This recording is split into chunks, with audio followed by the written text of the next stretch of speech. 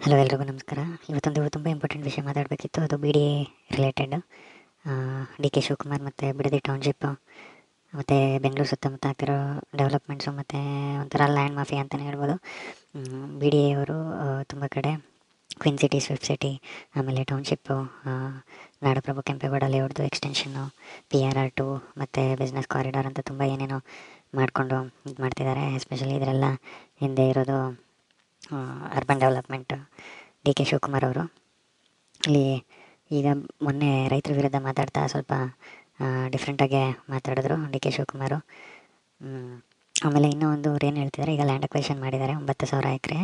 9,000 ಎಕರೆ acquisition ಮಾಡಿ Nadaprabhu Kempegowda layout, which accounts to about 9,000 acres, already a major project in West Bengaluru, NPKL is undergoing further expansion. While over 29,000 sites have been formed, infrastructure remains incomplete. Nonetheless, it's a prime location between Mysore Road and Magdi Road, ensures long-term value. BDA will develop 6 layouts across 22 villages between Hosur Road and Mysore Road, including a massive 4,000 ಆ 9,000 ಎಕರೆ ಜೊತೆಗೆ 6,000 ಎಕರೆ other layouts ಏನೇನು plan ಮಾಡ್ಕೊಂಡಿದ್ದಾರೆ. ಈಗ B D A ಅಂತ ಬಂದರೆ, B D A ಈಗ Vishweshwar layout ಮಾಡಿದ್ದಾರೆ ತುಂಬ ಹಿಂದೆ. ಅಲ್ಲಿ ಕರೆಂಟ್ಲಿ ಇನ್ನೂ ತುಂಬ ಸೈಟ್ಗಳು ಖಾಲಿ ಬಿದ್ದಿದ್ದಾವೆ. ಓಕೆ, ಅದು ಆಮೇಲೆ ಆ ವಿಶ್ವೇಶ್ವರ ಲೇಔಟಲ್ಲಿ ಏನು ಸೈಟ್ಗಳಿದ್ದಾವೆ, ಮನೆ ಕಟ್ಕೊಂಡಿದ್ದಾರೆ, ಅವ್ರಿಗಾಗಲಿ ಬೇರೆ ಬೆಂಗಳೂರು ಜನಕ್ಕಾಗಲಿ ಕೊಡೋದಕ್ಕೆ ನೀರು ಕೂಡ ಇಲ್ಲ ಪ್ರಾಪರಾಗಿ. ಅದು ಅಲ್ದಲೇ ನಾಡಪ್ರಭು ಕೆಂಪೇಗೌಡ ಲೇಔಟ್ದು ನೋಟಿಫಿಕೇಷನ್ನು 2010-11 ಮಾಡಿ, ಆಮೇಲೆ ಅಕ್ವಿಸಿಷನ್ 16 ಮಾಡಿ, ಇವತ್ತು 2025 25ರಲ್ಲಿದ್ದು ಇನ್ನೂ ಎಷ್ಟೋ ಜನ ರೈತರಿಗೆ ಸೈಟ್ಗಳ ಅಲಾಟ್ಮೆಂಟ್ ಆಗಿಲ್ಲ. ತುಂಬ ಇಶ್ಯೂಸ್ ಇದೆ. ಆಮೇಲೆ 10-15 ವರ್ಷ ಸೈಟ್ ತೊಗೊಂಡಿರೋರು, ಅಲಾಟ್ ಆಗಿರೋರು ದುಡ್ಡು ಹಾಕ್ಬಿಟ್ಟು ಸುಮ್ಮನೆ ಬಿಟ್ಟಿದ್ದಾರೆ. 4-5 ಮನೆಯೂ ಕಟ್ಟೋಕ್ಕೆ ಪರ್ಮಿಷನ್ ಇಲ್ಲ. ಇನ್ನು ಅದು ಡೆವಲಪ್ಮೆಂಟ್ ಆಗಿಲ್ಲ, ರೋಡ್ ಆಗಿಲ್ಲ, ಎಲೆಕ್ಟ್ರಿಸಿಟಿ ಆಗಿಲ್ಲ. ತುಂಬ ಅಂದರೆ ತುಂಬ ಸಮಸ್ಯೆಗಳಿದ್ದಾವೆ. ಅಷ್ಟೆಲ್ಲ ಆದ್ರೂ ಇದ್ರ ನಡುವೆ ಬಿ ಡಿ ಅವರು ಒಂದು ಪ್ಲ್ಯಾನ್ ಮಾಡಿಕೊಂಡು ನಾಡಪ್ರಭು ಕೆಂಪೇಗೌಡ ಲೇಔಟ್ ಎಕ್ಸ್ಟೆನ್ಷನ್ ಅಂತ ಹೇಳಿ ಮತ್ತೆ 9,000 ಎಕರೆ ತೊಗೊಳ್ಬೇಕು ಅಂತ ಪ್ಲ್ಯಾನ್ ಮಾಡಿದ್ದಾರೆ. 17 ಹಳ್ಳಿಗಳಲ್ಲಿ ಸರ್ವೆ ಮಾಡಿ ತೊಗೋಬೇಕು ಅಂತ ಇದ್ದಾರೆ. ಅಂದರೆ ಈಗ ಏನು ಭೂಮಿ ತೊಗೊತಿದ್ದಾರೆ ಅದು ಕಂಪ್ಲೀಟ್ಲಿ ಬಂದು ಬೆಳೆ ಬೆಳೀತಿರೋ ಅಂಥ ಫಲವತ್ತಾದ ಭೂಮಿ. ಈ ನಾಡಪ್ರಭು ಕೆಂಪೇಗೌಡ ಲೇಔಟ್ ಎಕ್ಸ್ಟೆನ್ಷನ್ ಬಗ್ಗೆ ಅಂದರೆ ಯಾವ್ಯಾವುದು ಹಳ್ಳಿಗಳೆಲ್ಲ ಇನ್ವಾಲ್ವ್ ಆಗಿದ್ದಾವಲ್ಲ ಅದ್ರದ್ದು ಬಗ್ಗೆ ಎಲ್ಲ ಇನ್ಫಾರ್ಮೇಷನ್ ತಿಳ್ಕೊಂಡು ನಾವು ಒಟ್ಟಿಗಿರ್ಬೇಕಂದ್ರೆ ಈ ವಾಟ್ಸಪ್ ಗ್ರೂಪ್ಗೆ ಇದನ್ನು ಸ್ಕ್ರೀನ್ಶಾಟ್ ತಕ್ಕೊಂಡು ನಾರ್ಮಲಾಗಿ ಸ್ಕ್ಯಾನ್ ಮಾಡಿ ಈ ವಾಟ್ಸಪ್ ಗ್ರೂಪ್ಗೆ ಜಾಯ್ನ್ ಆಗಿ ಇದರಲ್ಲಿ ಇನ್ಫಾರ್ಮೇಷನ್ ಶೇರ್ ಮಾಡೋದಕ್ಕೆ ಸರಿ ಹೋಗುತ್ತೆ.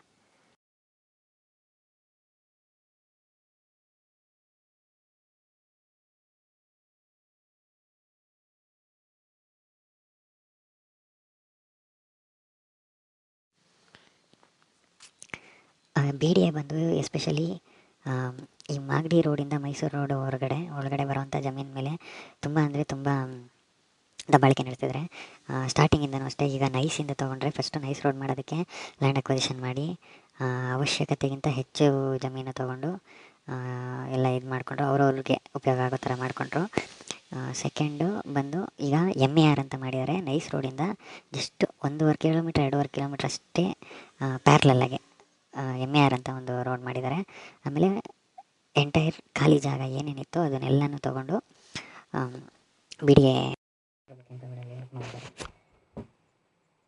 ಅದೆಲ್ಲ ಲೇಔಟ್ ಮಾಡಿ ಅದಕ್ಕೆ ರಸ್ತೆ ಸಂಪರ್ಕ ಎಲ್ಲ MER ರೋಡಿಂದ ತೊಗೊಂಡು ಮಾಡಿದ್ದಾರೆ. ಆಮೇಲೆ ಅವಾಗ ಕೆಲವೊಬ್ಬರು ಡಿನೋಟಿಫೈ ಕೂಡ ಮಾಡ್ಕೊಂಡಿದ್ರು. ಯಡಿಯೂರಪ್ಪ ಟೈಮಲ್ಲಿ ಸ್ವಲ್ಪ ರೈತರು 1 ಎಕರೆಗೆ ಇಷ್ಟು ಜಾಗ ಅಂತ ಕೊಟ್ಕೊಂಡು ಅದೆಲ್ಲ ಮಾಡಿಕೊಂಡು ರೀಸೆಂಟ್ಲಿ ಅಸೆಂಬ್ಲಿಲಿ ಪ್ರಸ್ತಾವನೆ ಕೂಡ ಮಾಡಿದರು ಅದ್ರ ಬಗ್ಗೆ ಎಲ್ಲ. ಸೊ ಅದೆಲ್ಲ ಆಗಿದೆ. ಇದೆಲ್ಲ ಆದಮೇಲೆ ಬಿ ಡಿ ಎ ಅವರು ಏನು ಮಾಡ್ತಿದ್ದಾರೆ ಅಂದರೆ, ಈಗೇನು ಉಳಿದಿರೋ ಜಾಗಗಳಿದ್ದಾವೆ, ಉಳಿದಿರೋ ಜಾಗಗಳನ್ನ ಎಲ್ಲ ಮತ್ತೆ ತೊಗೋಬೇಕು ಅನ್ನೋ ಥರ ಪ್ಲ್ಯಾನ್ ಮಾಡಿ, ಅದ್ರ ಜೊತೆಗೆ ಸಪ್ರೇಟ್ 17 ಹಳ್ಳಿಗಳು ಏನಿದ್ದಾವೆ ಅಲ್ಲಿ ರೈತರು ಏನು ಬೆಳೆ ಬೆಳ್ಕೊಂಡು ತಿಂತಾ ಇದ್ದಾರೆ ಆ ಭೂಮಿನೂ ತೊಗೊಂಡು ಕಂಪ್ಲೀಟಾಗಿ ಲೇಔಟ್ ಮಾಡಿ ಸೈಟ್ಗಳನ್ನ ಸಾಮಾನ್ಯ ಜನರಿಗೆ ಹಂಚಿ ಇದೊಂದು ಮಾಫಿಯಾ ಮಾಡಿಕೊಂಡು ಬಿ ಡಿ ಎ ದುಡ್ಡು ಮಾಡೋದಕ್ಕೆ ಪ್ಲ್ಯಾನ್ ಮಾಡ್ಕೊಂಡಿದೆ. ಆಮೇಲೆ ಬಿ ಡಿ ಎ ಯಾವ ಥರ ಆಗಿಬಿಟ್ಟಿದೆ ಅಂದರೆ ಫುಲ್ಲು ಡಿಕ್ಟೇಟರ್ಶಿಪ್ ರೂಲಿಂಗ್. ಅಂದರೆ ಅವರು ಏನು ಹೇಳ್ತಾರೋ ಅದೇ ಆಗಬೇಕು, ಆ ಥರ ರೂಲ್ಸ್ಗಳು ಮಾಡ್ಕೊತಾರೆ. ಅದೇ ಥರ ಇಂಪ್ಲಿಮೆಂಟ್ ಮಾಡಿಕೊಂಡು ಅವ್ರಿಗೆ ಇಷ್ಟ ಬಂದಿರೋ ಥರ ಮಾಡ್ಕೊತಾರೆ. ಇವಾಗ ಏನು ಮಾಡ್ತಿದ್ದಾರೆ, ಸರ್ವೆ ಕಾರ್ಯ ಸ್ಟಾರ್ಟ್ ಮಾಡಿದ್ದಾರೆ ಎಲ್ಲ ಕಡೆ. ಇಲ್ಲಿರೋ ಜನಕ್ಕಂತೂ ಯಾವುದೇ ರೀತಿ ಫೈಟ್ ಮಾಡೋದಾಗಲಿ ಆದರೆ ಕೇಳೋದ್ರ ಬಗ್ಗೆ ಹುಮ್ಮಸ್ಸಿಲ್ಲ ಸದ್ಯಕ್ಕೆ. 17 ಹಳ್ಳಿ.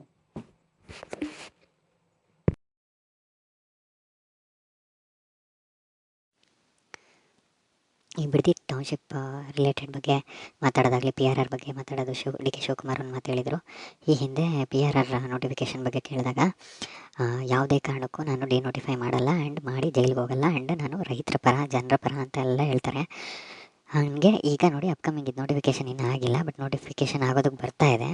ಏನು ಮಾಡ್ತಾರೆ, ಪ್ರಿಲಿಮಿನರಿ ನೋಟಿಫೈ ಮಾಡಿಬಿಡ್ತಾರೆ. ಮಾಡಿಬಿಟ್ಟು ಆಮೇಲೆ ಸರಿ ನನಗೆ ಡಿನೋಟಿಫೈ ಮಾಡೋದಕ್ಕೆ ರೈಟ್ಸ್ ಇಲ್ಲ, ನಾನು ಮಾಡಲ್ಲ ಅಂತ ಅಂದ್ಬಿಟ್ಟು ನಾರ್ಮಲಾಗೆ ಅವ್ರದ್ದು ದಬ್ಬಾಳಿಕೆ ಮೇಲೆ ಅದೇನು ಲೇಔಟ್ ಮಾಡ್ಬೇಕಂತ ಅಂದ್ಕೊಂಡಿರ್ತಾರೆ ಅದನ್ನು ಮಾಡ್ತಿರ್ತಾರೆ.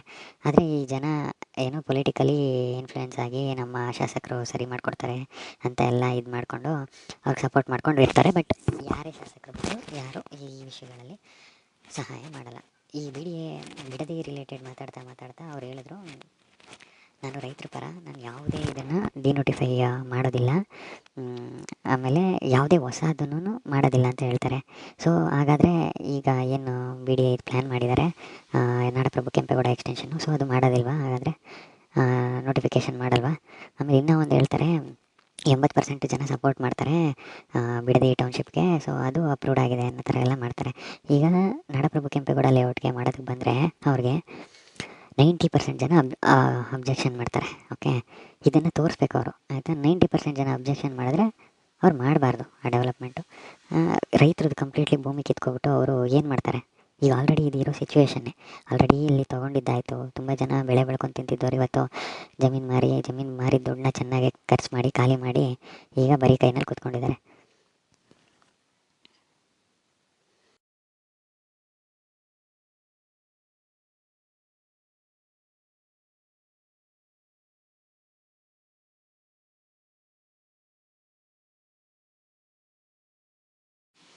ಈ ನಾಡಪ್ರಭು ಕೆಂಪೇಗೌಡ ಲೇಔಟ್ ಎಕ್ಸ್ಟೆನ್ಷನ್ ಏನಿದೆ, ಯಾವ್ಯಾವ ಹಳ್ಳಿಗಳಿಗೆ ಇದು ಸೀಮಿತವಾಗಿರುತ್ತೆ ಅಂತ ತಿಳ್ಕೊಳ್ಳಿ. ಇದರಲ್ಲಿ ಬಂದು ಊರುಗಳವಾದಂಥ, ಅಂದರೆ ಇವರೆಲ್ಲನೂ ಎಚ್ಚೆತ್ಕೊಂಡು ಲಾಸ್ಟಲ್ಲಿ ಒಂದು ವಾಟ್ಸಪ್ ಗ್ರೂಪ್ ಇದೆ, ಅಲ್ಲಿ ಜಾಯ್ನ್ ಆಗಿ ಏನು ಹೋರಾಟ ಮಾಡೋ ಥರ ಅಲ್ಲ, ತಿಳುವಳಿಕೆ ಥರ ತಿಳ್ಕೊಂಡು ಏನೇನು ಮಾಡಬೇಕು ಅಂತ ಇದು ಮಾಡೋದಕ್ಕೆ ಒಂದು ವಾಟ್ಸಪ್ ಗ್ರೂಪ್ ಮಾಡ್ತೀನಿ, ಅದಿದೆ. ಅಂದರೆ ಅದಕ್ಕೆ ಜಾಯ್ನ್ ಆಗಿ ವಿಚಾರಗಳನ್ನ ಶೇರ್ ಮಾಡ್ಕೊಳ್ಳಿ. ವಿಲೇಜಸ್ ಯಾವುದಾದ್ರು ಇಂಪ್ಯಾಕ್ಟ್ ಆಗ್ತಿದೆ ಅಂದರೆ ಕೊಮಘಟ್ಟ, ಕೃಷ್ಣಸಾಗರ, ಭೀಮನಕೊಪ್ಪೆ, ರಾಮಸಂದ್ರ, ಸೂಲಿಕೆರೆ, ಕೆಂಚನಪುರ, ಚಳ್ಳಘಟ್ಟ, ಸೀಗೆಹಳ್ಳಿ, ಕನ್ನಳ್ಳಿ, ಕೊಡಗೇಹಳ್ಳಿ, ಮಂಗನಹಳ್ಳಿ. ಇದಿಷ್ಟು ಒಂದು ಲಿಸ್ಟು.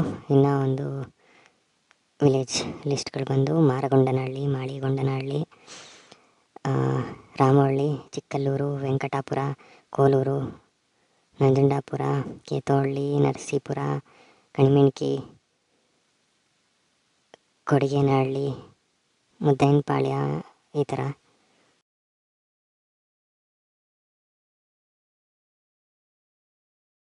ಇದು ಬರೀ ಬೆಂಗಳೂರು ಸುತ್ತಮುತ್ತಲು ಈಗ ಇದಕ್ಕೆ BDA ಅಡ್ಮಿಷನ್ ಆಗಿದೆ.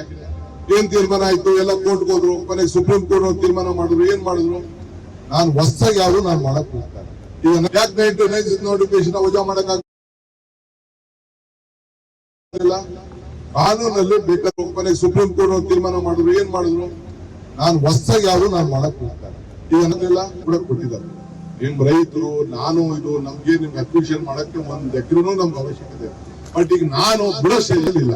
ನಾನು ಬಿಟ್ಟು ಯಡಿಯೂರಪ್ಪ ತರ ಜೈಲಿಗೆ ಹೋಗಕ್ಕೆ ನಾನು ತಯಾರಿಲ್ಲ. ಈ ನೋಟಿಫಿಕೇಶನ್ ಮಾಡಿ ನಾನು ನಿಮ್ಗೆ ಏನ್ ಸಹಾಯ ಮಾಡ್ಬೇಕು, ಯಾವ ರೀತಿ ಪರಿಹಾರ ಕೊಡ್ಬೇಕು ಅದನ್ನ ನಾನು ಇವತ್ತು ಕೂತ್ಕೊಂಡು ನಾನು ಚರ್ಚೆ ಮಾಡ್ತೀನಿ. ಚರ್ಚೆ ಮಾಡ್ತೀನ. ಹಿಂದೆ ಸರ್ಕಾರ ಕೈ ಬಿಟ್ಟ ಕುಮಾರಸ್ವಾಮಿ ಕೃಷ್ಣ ದೇಕರ್ ಮಾತಾಡ್ತಿದ್ರು, ಕೈ ಬಿಟ್ರು, ನೀವು ಕೈ ಬಿಡಿ. ಯಾರು ಕೃಷ್ಣಗೆ